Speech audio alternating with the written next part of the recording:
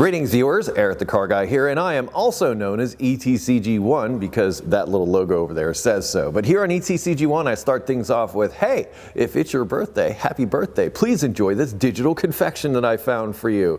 It's delicious. Today I'd like to talk about something I am sure we have all experienced at some point, and that is waiting for parts. In fact, I think a lot of us are waiting for parts now more than ever. I have parked myself in front of the 2003 Honda Pilot that I've been working on what seems like forever. If you've been following along on Eric the Car Guy, you know that I've rebuilt the entire rear suspension and I've built tools to take out the drivetrain. I've done a whole bunch of stuff. Those videos are coming out now over on that channel. But I'm dead in the water right now, and I'm not going to tell you what part I need, but I need a critical part in order to drive this thing on the road. So I've done a ton of work, ton of time invested, ton of effort, and a ton of money to get this thing to the point where it is now, and I can't do anything with it because I'm waiting for parts.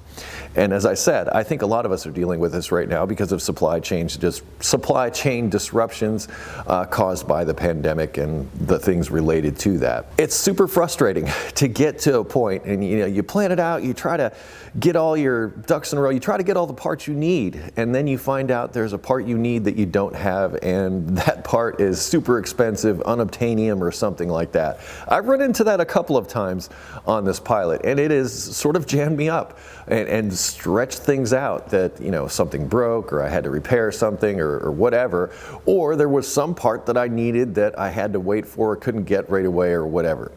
Now, luckily, there was a ton of work to do on this Pilot, so I was able to work around stuff, but here I am, waiting for days it's going to be until I get this part that I need to get this running and back on the road. I think I've spent most of my time as a technician waiting for parts. And I'm not blaming the parts people because, they have to deal with that supply chain that I mentioned that's all jacked up right now. So it's not entirely their fault, but as a mechanic, it's like you want things to work, you want it done now so that you can move on to the next thing so that you can make a living. But if you're waiting on parts, and there have been times where I've had to wait a long time for parts, and I've had to push vehicles outside to sit and wait for those parts to show up. Working at the new car dealer, there was a couple of times where I went out and took parts off of brand new cars and put them onto other cars just so I could get them out the door. And then when the parts came in, I put them on the new car that was sitting out in the parking lot. I have had to do whatever kind of workarounds necessary in order to deal with parts that I could not obtain. And again, I'm not blaming parts people for this. This is just the world and the way it is, and the world the way it is now. Well, we won't get into that right now.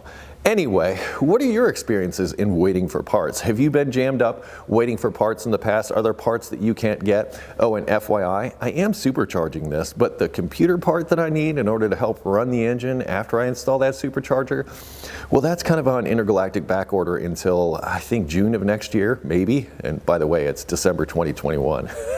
Just to put some perspective on that. What are your experiences with dealing with parts that you don't have and need now? Dang it now.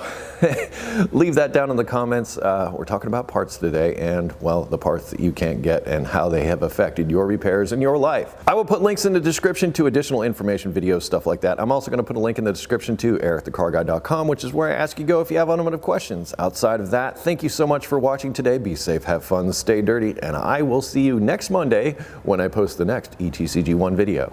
See you then.